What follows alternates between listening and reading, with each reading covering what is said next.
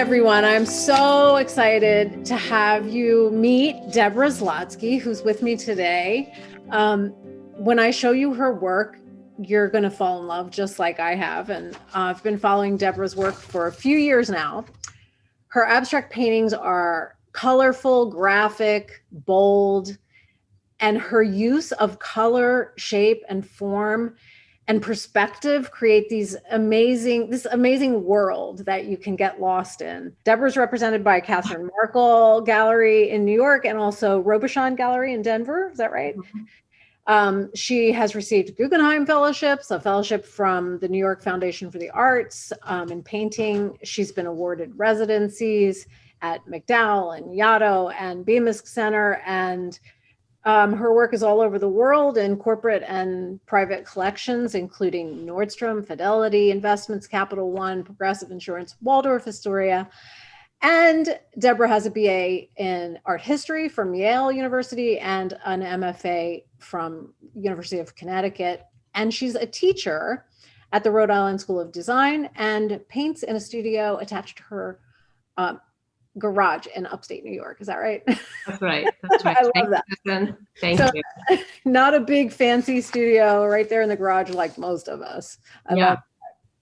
I worked in my home in an old bedroom, a spare bedroom for many, many years. Wow. This is actually pretty recent. Yeah. Yeah. So now you have the whole garage.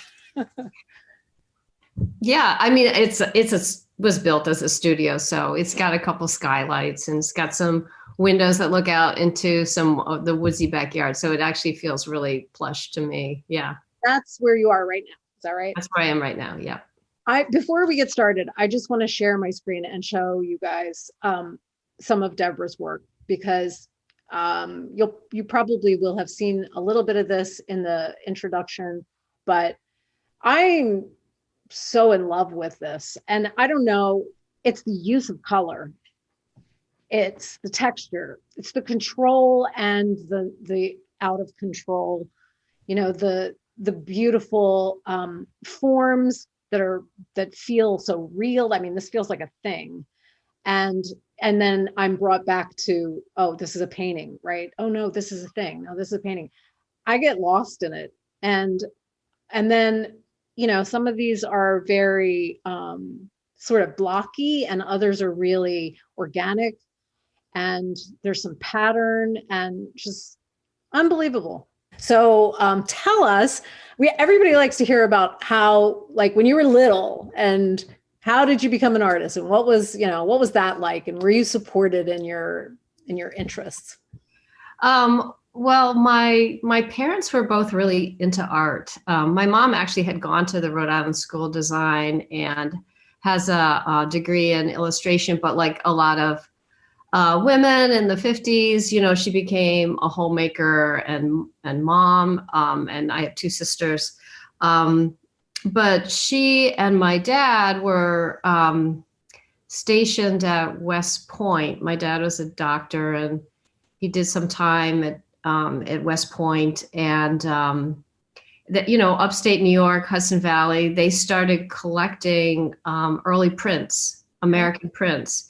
And so that got them into fine art prints from the late 19th century, early 20th century. And my mom collected her whole life and was a dealer.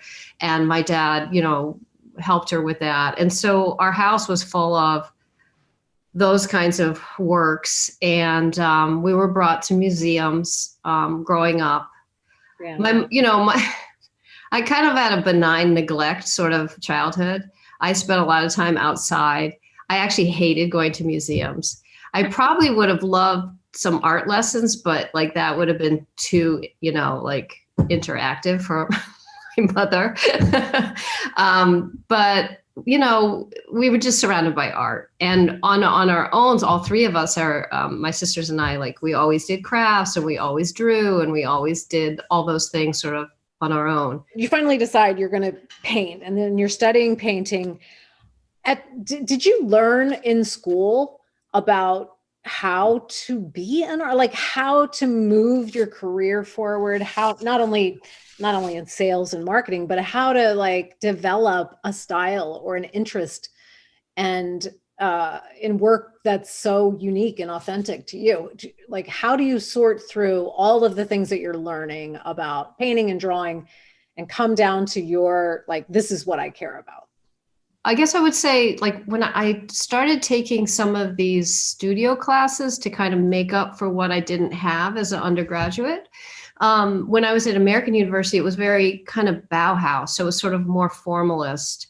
And when I took a painting class at Yale when I was still an undergrad, and a couple drawing classes. I have to say, I think it was the 80s, but like nobody taught nothing. You know, you just were supposed to be there for a reason. So that wasn't questioned, which is good. But you were just supposed to pick things up through osmosis. And there was a kind of gatekeeping in these classes, because either you were really serious and paid attention and just sort of magically had something, or you didn't. Like, I didn't know what I was doing, you know, but I saw there was like in Yale or at American, I saw there was some people in the painting class and they really seemed like they knew what they're doing, really painterly and beautiful. And we were doing, work from life, from observation, and somehow they could just translate what was out there onto the canvas in this very painterly, lush way. And so I actually looked at them. I tried to see what they were doing. I heard what the professors were saying to them, but it was really just like, great. You know, it wasn't like, okay, simplify the value structure that's out there, or do you see how this is more intense than that? Or can you measure this? Like, could you take this and measure it to that? There's none of that. Wow. So I didn't learn that kind of stuff, and I was really admired and awed them. So I just tried to work really hard to make up for it. That's sort of my secret weapon. I just try to put in the time. But when I got to the University of Connecticut for grad, it was just like heaven, because people were incredibly supportive, and I could ask a question and someone would break it down. I worked with some great professors there, and they were really big-hearted. One of the reasons why I went to UConn was that I'm from Connecticut, and I grew up in a town that's basically next to the stores or the university, and I just love that area. It's just beautiful. Anyway, it was the first year that the MFA was offered, so I got a stipend, and I was teaching a class a semester, and I got this teaching experience, which I had never thought of, but it was, financially it was great to go there, and inexpensive to live. And, I had my dog, et cetera. But because I had to teach class, and because the professors were so generous with their time, I had to kind of deconstruct, well, how do you teach? And how could I teach painting? How could I teach 2D concepts and drawing? And just between discussions with them, I sat in on a lot of people's classes just to see how they did it, and then what I was teaching myself. So in a funny way, I feel like I'm very self-taught. Yeah, right. And I think a curriculum that you can communicate to someone else, you have to understand it. You have to, so it informs your own work. Yeah. It's good, but it's just slow. And now that, once I got through graduate school, I'm kind of getting ahead of myself, but, I've been teaching for over 30 years, and my attitude towards teaching, and I would say most of my colleagues throughout that time period, we're really dedicated to breaking things down and teaching students, because why spend a lot of time trying to learn on your own these really basic things? Why not just learn it, and then you can move on to maybe more interesting things. When you talk about these basic things, are we talking about values? We're talking about the principles and elements of art, right? The foundation. Yeah, a foundational kind of about language. How does color work? Right. How does line work? How does space work? Well, I remember my experience in college was, I thought that my goal was to be able to accurately represent something, right? So we had this long project, a still life project, and you're supposed to clock 24 hours in it. And I really felt like I'd nailed it, and I was waiting for my award, but the person who got the first place award for this project had this, very unique approach to the still life. I mean, it wasn't realistic at all. It was realistic somewhat, but abstracted, and the colors were all different. And it was such an awakening for me that, because nobody told me, like, you're supposed to bring yourself to this too, right? Right. So you kind of stumble through an education, picking up pieces along the way. Yeah. And so you probably make a much better teacher because you're able to, like, put a shortcut on some of this. Like, first you need to know these things, and then you can figure out where you are, like, because your work, for example, is so unique. I mean, you figured out somewhere along the way that your interests are not this, but this, right? I mean, your work is about, what would you say, as far as your paintings, what are they about? Oh, wow. That's like the big question. Well, so I think that, like a lot of artists, my work is operating on a bunch of levels, right? I mean, there's this process, like, what's the process that you find, compelling, and there's all these formal things that you may be drawn to, but then in terms of, like, some of the intellectual part, that comes in there too. So, I mean, I'm very talking about just the formal, just like the paint, just formal. Yes. So, like, there's a hierarchy, in other words, right? I would say colors at the top, right?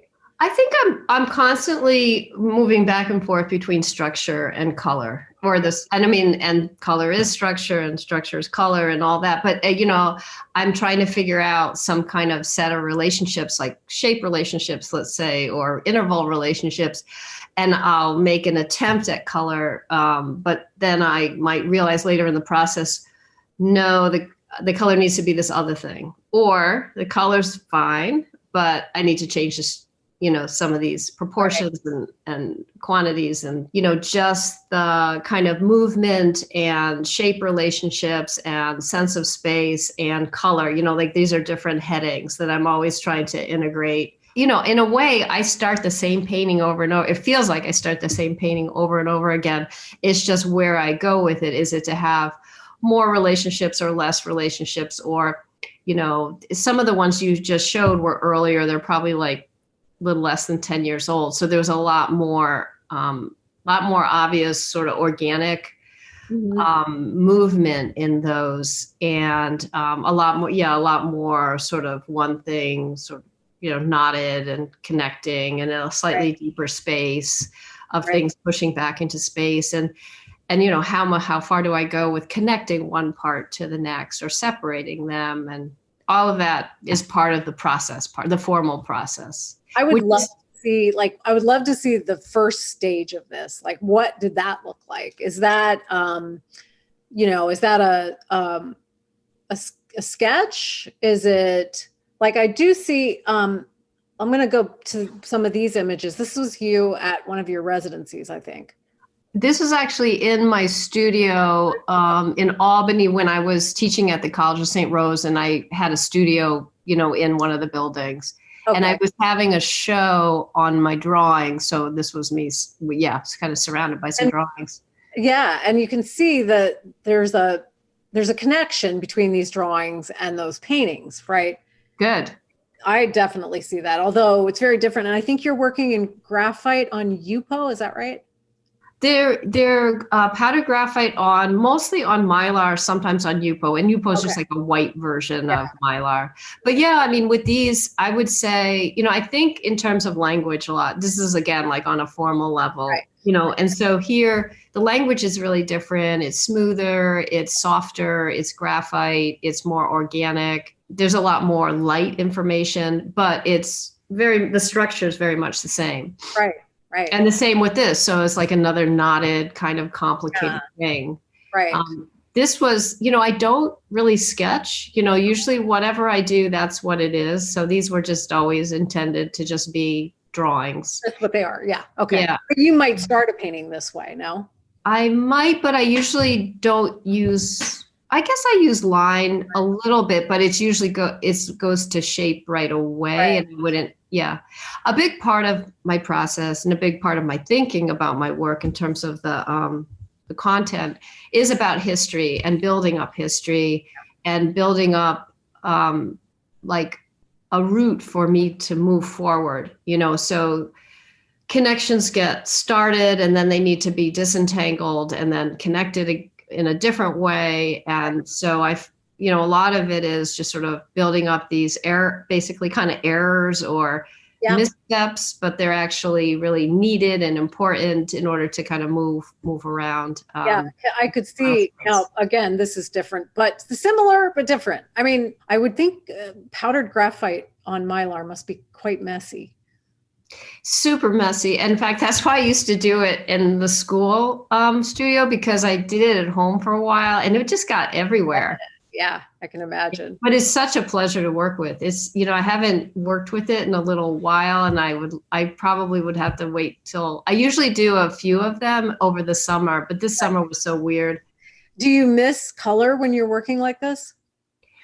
Not now, because I'll often just give myself a treat, like, oh, I'm going to do this. When I was doing these drawings, I did these for like 5 or 6 years, and I just couldn't find a way to make paintings. I felt like these worked really well and they made sense to me, and I could get my head around them, and they were just so wonderful to make, because it was there's kind of something really satisfying about just looking at this too. It just feels, I don't know.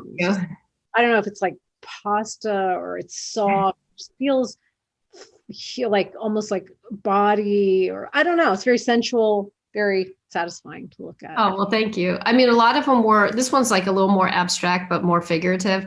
They were often very like either sort of botanical or sort of biological. So they all had this kind of unnatural, natural. This one is more neutral, I would say. So you were still at that point exploring, you weren't painting these big colorful paintings yet.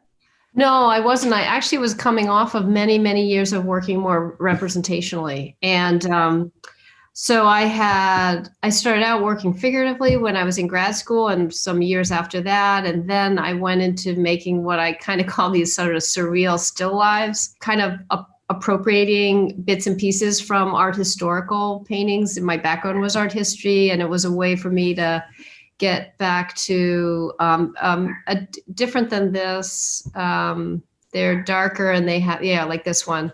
And so these were all like bits and pieces taken from paintings. And I did that for a lot of years.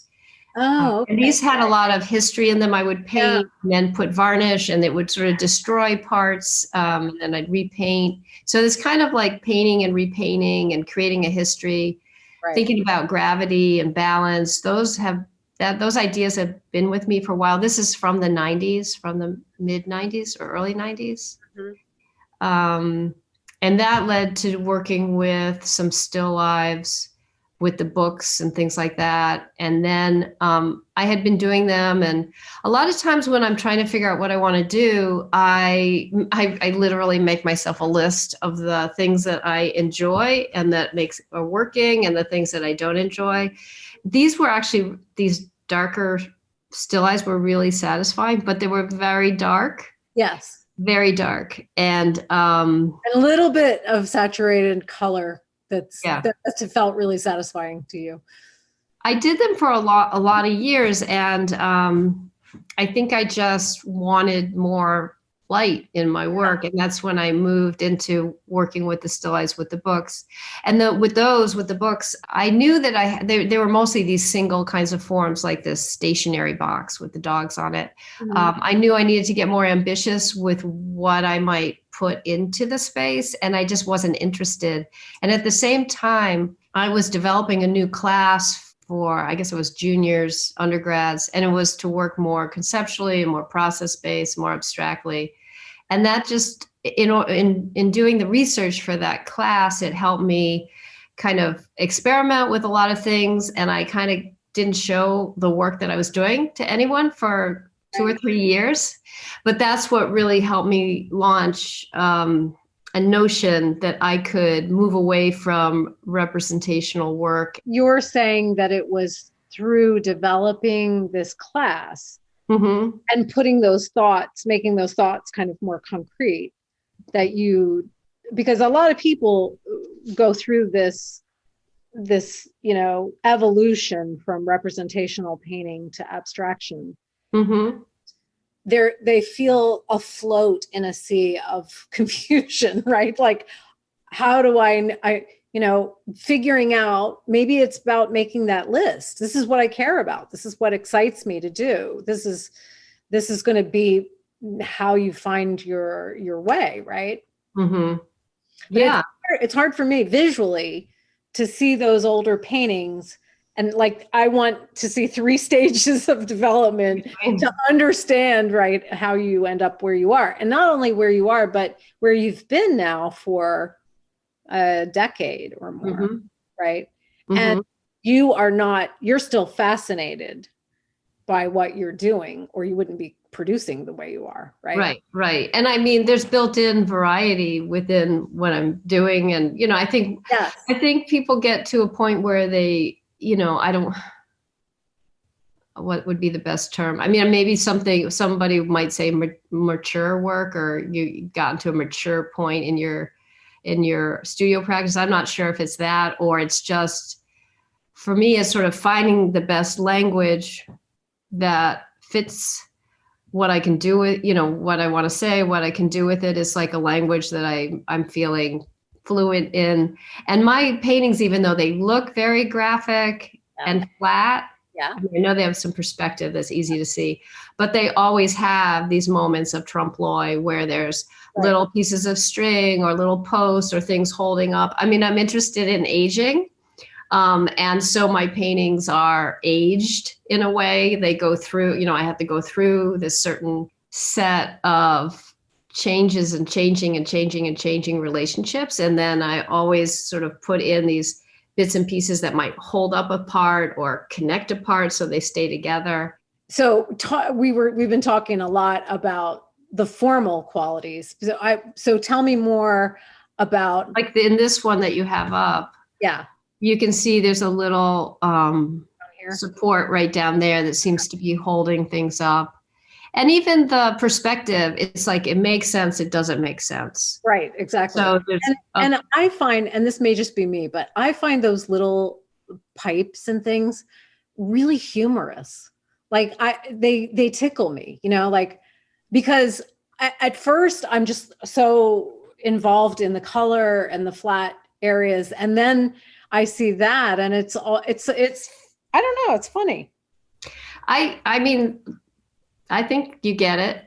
I think you get it, Susan. I mean, there's always, I do find them humorous because it's, maybe I have too direct interpretation of my paintings, but I just feel like they're, like aging bodies, they need this help.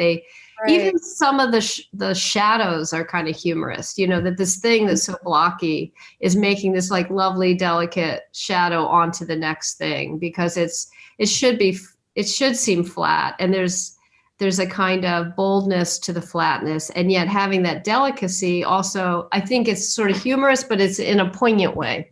Yeah. Like this painting right here down in the lower right, it's almost like this little kickstand that's exactly keeping the whole thing. And it's a pleasure to work this way, because I can work in a very flat, bold way, and then I can get the small brush out and do this very, very demure kind of painting. And I need that. I like that.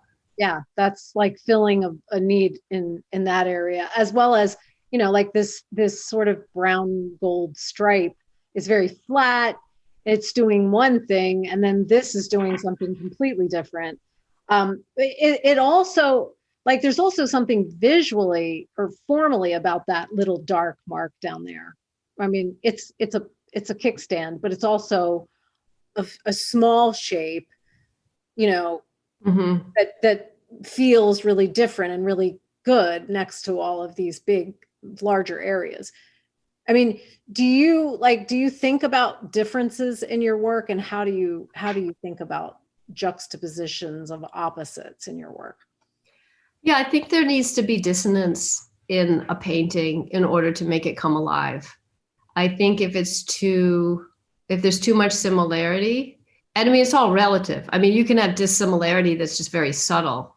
Yeah. You know, my dissimilarity is more obvious probably than some other artists. Yeah. So for me, there needs to be this certain kind of tension between a whole lot of things, like the pull to the left, pull to the right, and top and bottom on that formal level, the amount of flatness to the amount of planes, the amount of shapiness to the amount of little trompe l'oeil bits and pieces, all of those kinds of things. And then, within the color, is there some kind of warm or cool hierarchy or balance? It's, et cetera, lights and darks, temperature shifts. And then there's the illusion, the difference between the illusion of these forms and shapes and the painting itself with the texture and the drips and right. That's another back and forth kind of thing. Right. Yeah. And I think that, when I paint these, it's not as if I paint them cleanly and then mess them up. I mean, I'm trying to kind of paint them cleanly, and then I'm just messy. I just mess up. And then that gives me it's kind of like when if you get something new, it gets its first, car or crunch. You get a car and then it gets scraped up. It's like, I always feel relieved when there's something gets crunched. Right. It's like, okay, then I don't have to be so precious about it. So in that sense, this is quite therapeutic. I'm a bit on the OCD side. So, to be able to mess up and actually have the screw up be important is very liberating for me. Right. Yeah. It's a life lesson. What other ways does your life and your art connect? When I think of making these works, they're kind of like their own histories. You could it's sort of the metaphor of a history, the metaphor of a body. I think also just like the idea of a situation, like different things happening simultaneously in this, situational way. Yeah. I mean, I used to think of myself as more of a constructor, like I would construct things. But in terms of like how I work and build up relationships, I always go too far, and then I need to change them more simple, more complex.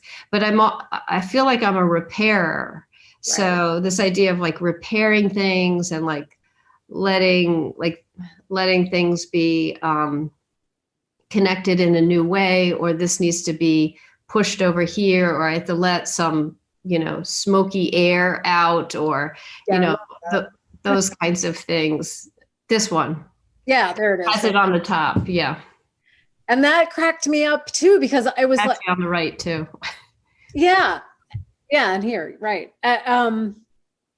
There's so much to see. It's like you're narrating this story. This is not the first thing that we see, this little relief valve or the little connecting pipe.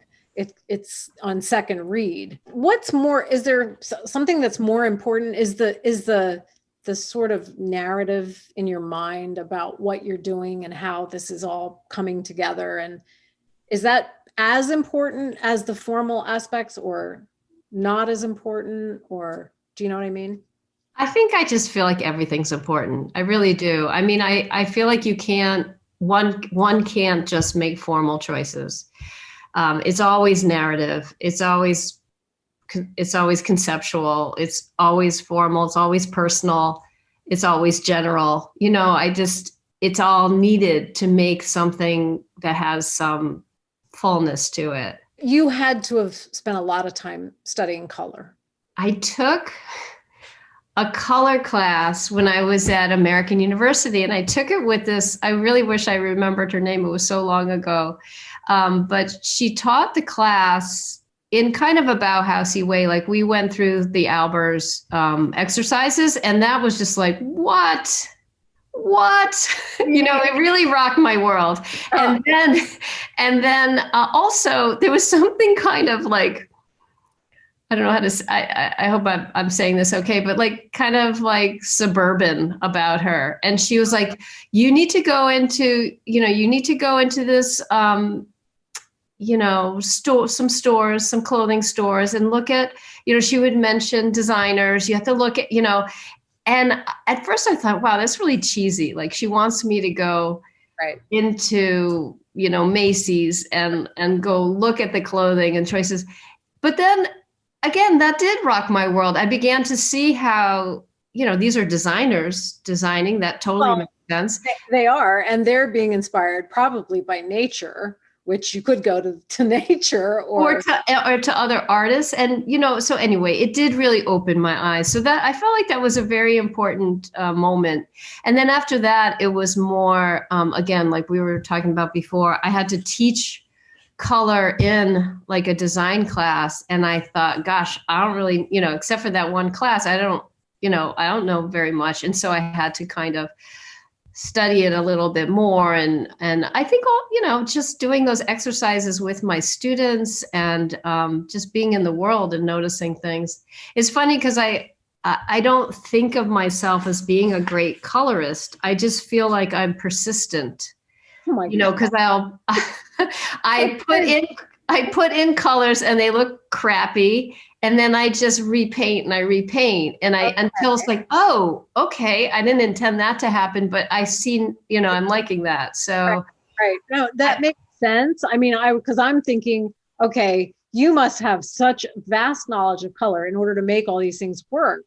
But I can understand how, I mean, it's a visual thing and it's a relative thing. And, it sounds to me like in your process, this is part of your process. It's a part of that changing and allowing things. It's a journey, right?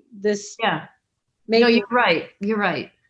And I think that it's a matter of not expecting to know what you're doing. It's really okay to have trial and error be, in fact, a big part of the process. Right. So I'm patient with myself about that. I'm impatient about so many other things in my life. Yeah. And myself, but with whatever happens in the pictorial space, I know it's going to take time. And that's just the way I'm built. I work with students all the time who can like think of something, think of how they want it to look and just sort of implement it. And that's amazing and wonderful, but that's just not how I'm. Right. I am. Yeah. Okay. So these, in terms of the forms and the perspective and the color, all of it happen in a call and response sort of way. You're putting something down. You start with an idea. I assume, do you start with an idea or do you start with I saw this color combination and I really want to play with that? I do, going back to what you had asked about earlier, I do start with a bit of a sketch. Like I'll have some basic, right. I might have like that curve, like going out, but I don't like all of the complexity within it, around it and moving it up and down. That happens within the process. Right.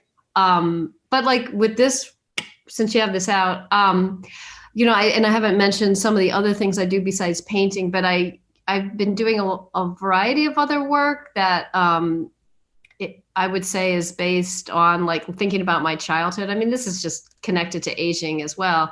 Yeah. But so I've been making some vintage scarf tapestries and some crocheted tapestries. I've been doing a variety of things. Anyway, but these came out of looking at some Wonder Woman and Supergirl comic books that I have. Uh-huh. And it's also from this last year, where, I mean, since Trump got into office, being an American and what what the US is and stands for and how I thought about it as a kid and now, and all those things are really, on my mind. That was part of my thinking, but it was sort of sieved through these 1970s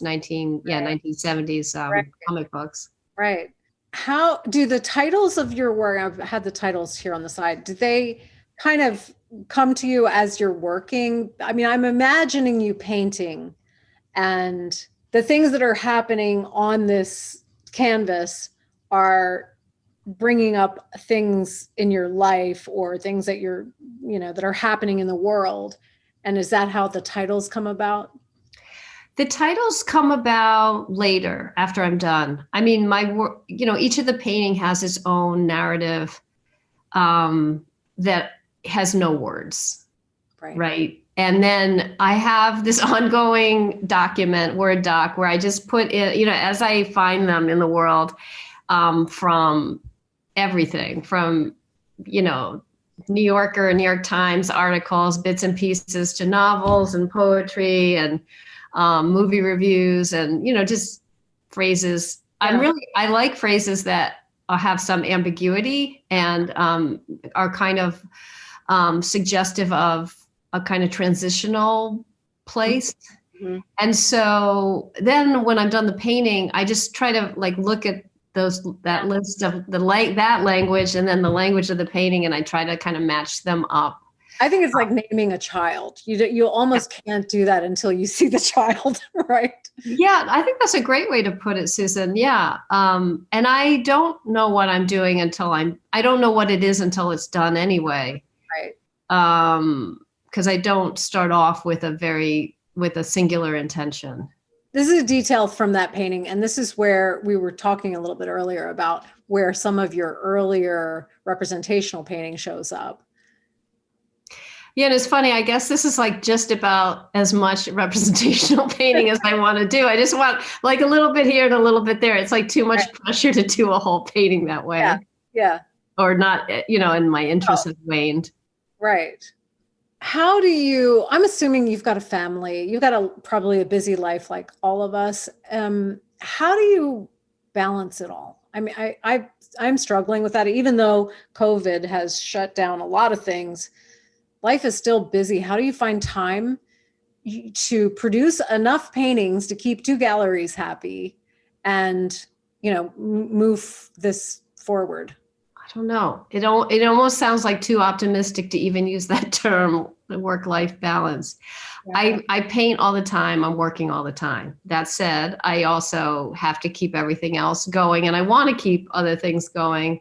My son is 26. There were a lot of years when he was little that I mean, a lot of my painting, my process has to do with trying to find something where I could work in short bursts. Right. And so I had been working in a way where I had to work wet into wet and work out these smooth things. And it just was I can't do that. And that's, those dark still lifes, those surreal still lifes had a lot to do with, I could work on some discrete, here's the rabbit. I'll just work on this rabbit. And then I could work on this string.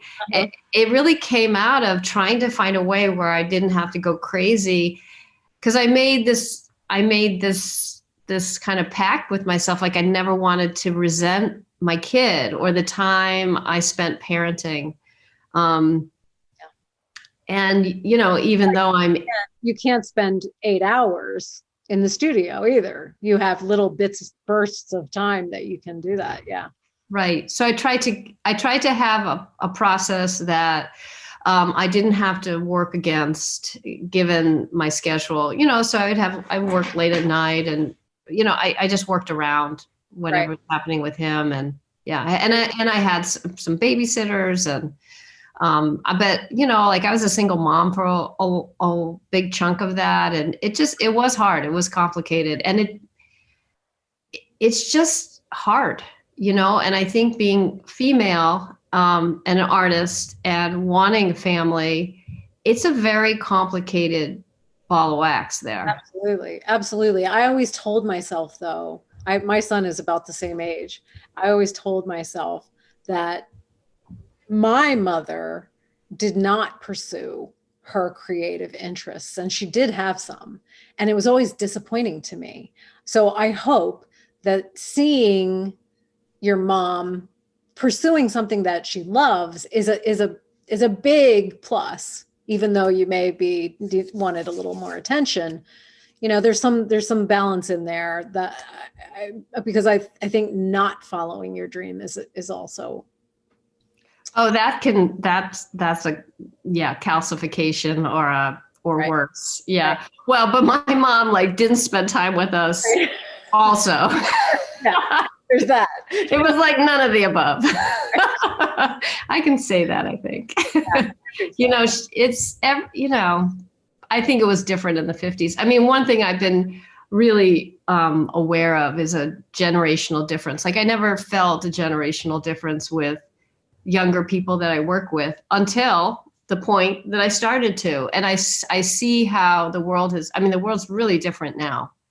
It's tremendously different. And and in a funny way, there have been moments where I see women who are pursuing art who aren't choosing to have families because they can see from my generation that it was really hard. And I see now there's like the next generation is doing it again. And but hopefully they'll have some insights that I didn't have. Yeah, right. And some support that I didn't have, and those kinds of things. Right.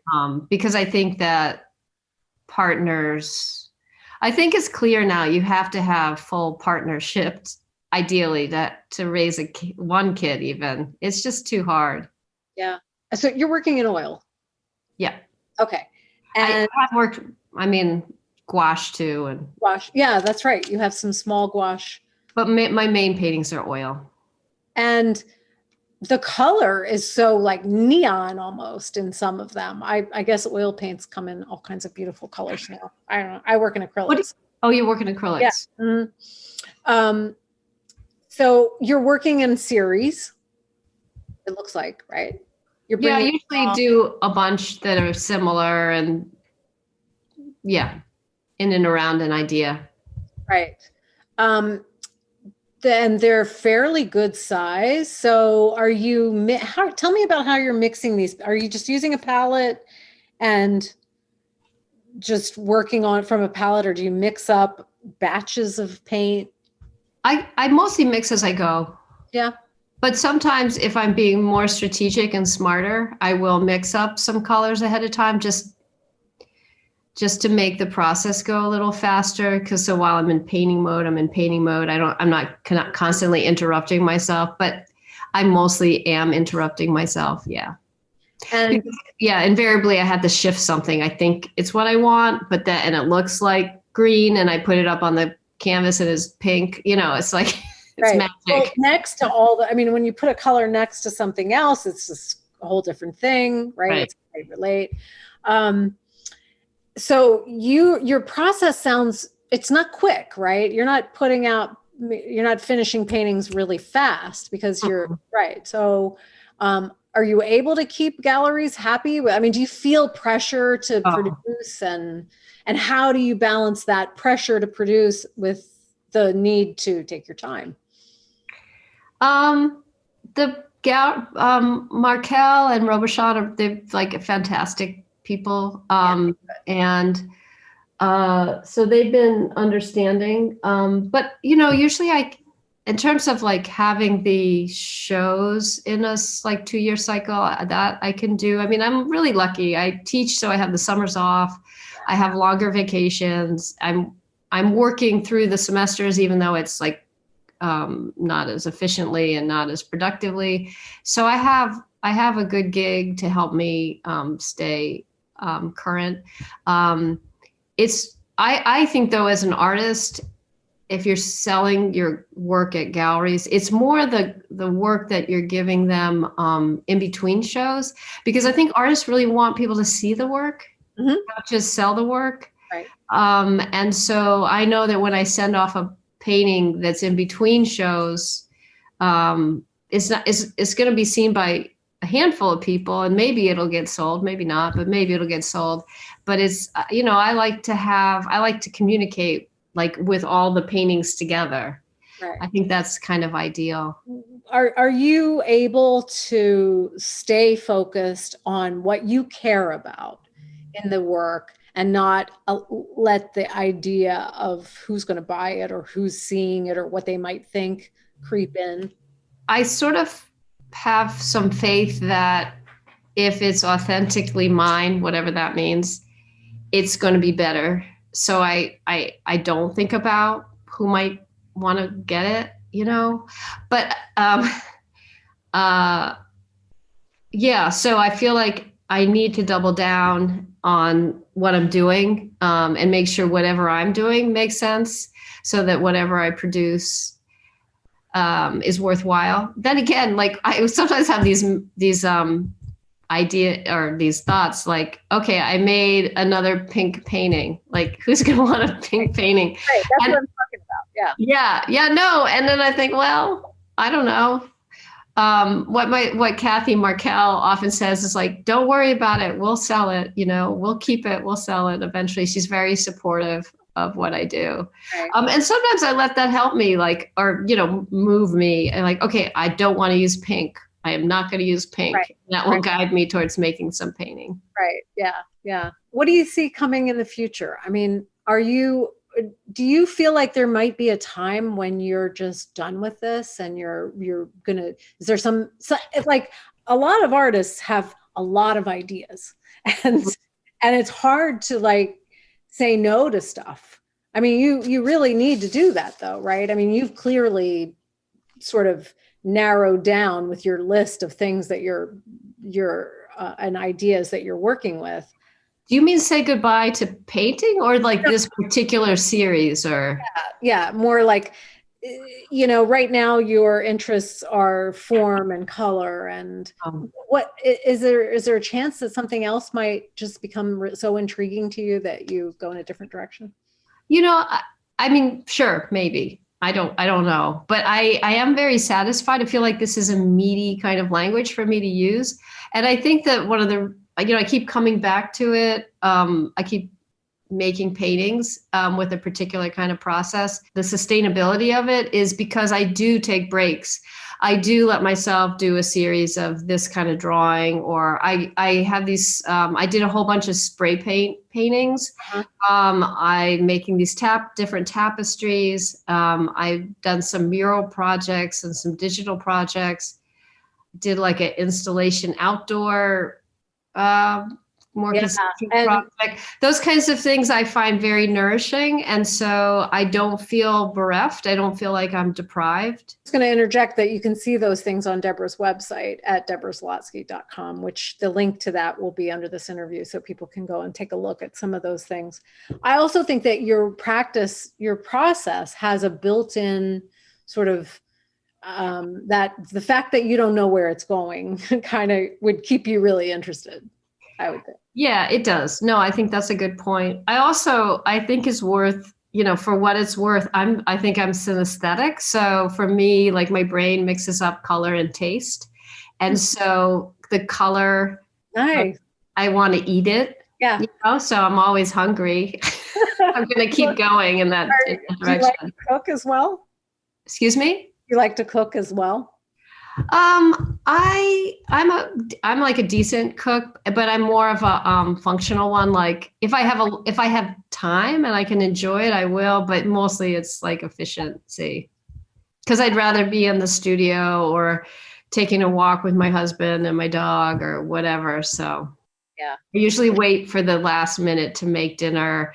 And if Michael's not around, I can just open a can of chickpeas or whatever.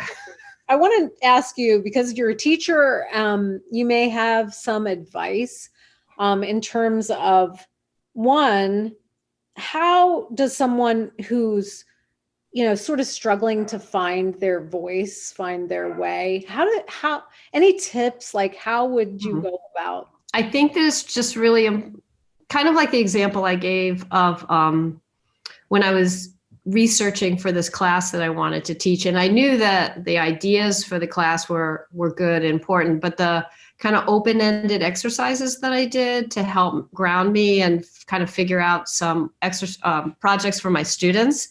And what I did was I like looked at artists I really thought were doing interesting things. And I tried to think of what would the exercise be that this artist's work could be a solution to. And I think that no matter where you are in your practice, that it helps to do exercises that I'm going to call them exercises because I think everyone knows what that means, but it's really not an exercise. It's just like give yourself some parameters or look at someone's work that you really love and think of the general headings that this work could have satisfied. Give yourself those headings and just say you don't have to do anything that looks like anything you've done before.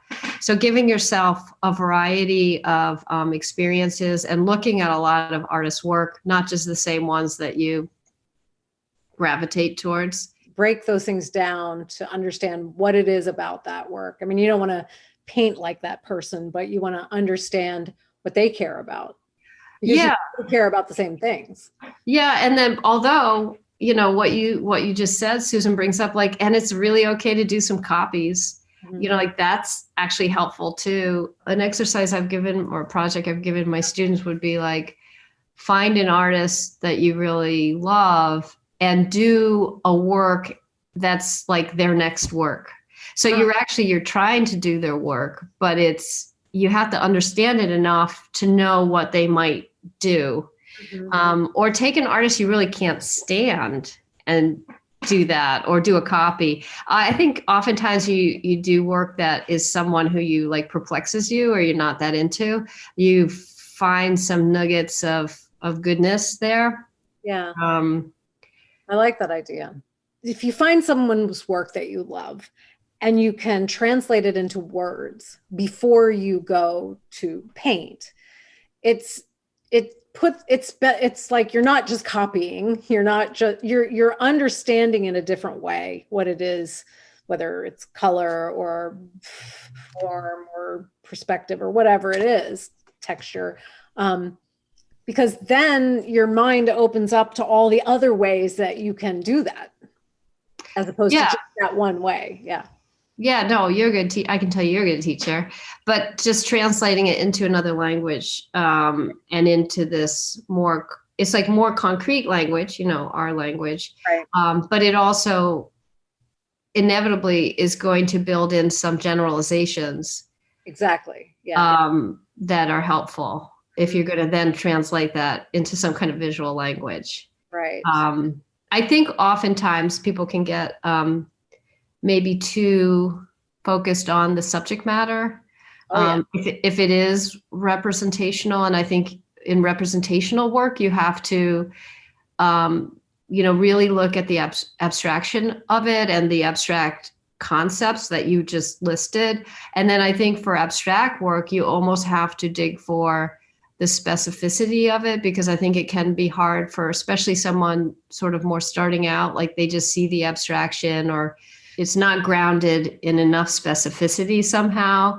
But to really take the time to do a kind of analysis is helpful. Yeah. One last question. Sure. How do you know when your painting is finished? Yeah, that's the $6 million question. Tell me. I'm very slow to figure that out. And so I don't put a lot of pressure on myself to know that. That's one thing I think can be helpful.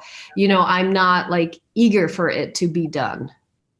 And I think that in a general way, I would say, I feel like it's resolved when there is a certain amount of complexity and simplicity.